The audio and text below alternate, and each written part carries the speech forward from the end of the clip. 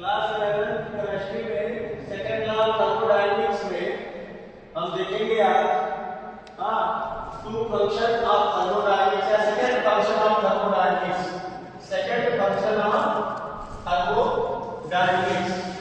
इसमें दो चीजें हैं, एंट्रोपी है और फ्री एनर्जी है। एंट्रोपी और फ्री एनर्जी। इसके अंतर्गत हम spontaneous and non spontaneous process के बारे में स्टडी करेंगे। स्पॉन्टेनियस प्रोसेस क्या होता है? A process which proceeds of its own. Chemistry में कुछ प्रक्रियाएं अपने आप होने लगती हैं, which process of its own accord under given set of conditions. कोई गिवन सेट होता है कंडीशन का, कोई भी कंडीशन दी जाती है, वो प्रक्रिया अपने आप शुरू हो जाती है विदाउट एनी आउटसाइड असिस्टेंस। बाहर से उसको कोई हेल्प की जरूरत नहीं होती है, प्रक्रिया अपने आप होने लगती है, वो स्पॉन्टेनियस प्रोसेस कही जाती है। It's called spontaneous process. इसका एग्जांपल है burning of coal, sugar plus water. Sugar को वाटर में डिसॉल्व किया जाता है तो solution of sugar in water, water में शुगर का सॉल्यूशन बन जाता है।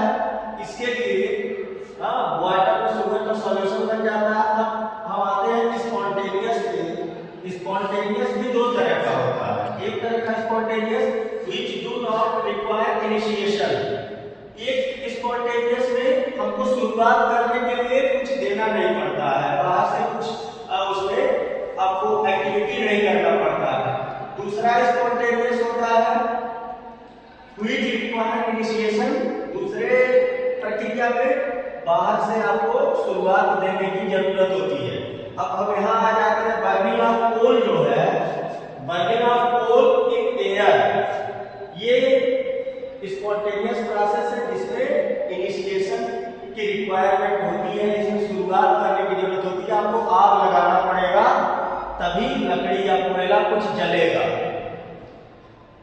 दूसरा है नॉन स्पॉन्टेनियस। शुगर को जो वाटर में डिसॉल्व कर दिया जाएगा, बाहर से आपको कोई प्रक्रिया नहीं करनी पड़ेगी, धीरे धीरे वो डिसॉल्व होता चला जाएगा। Thank you.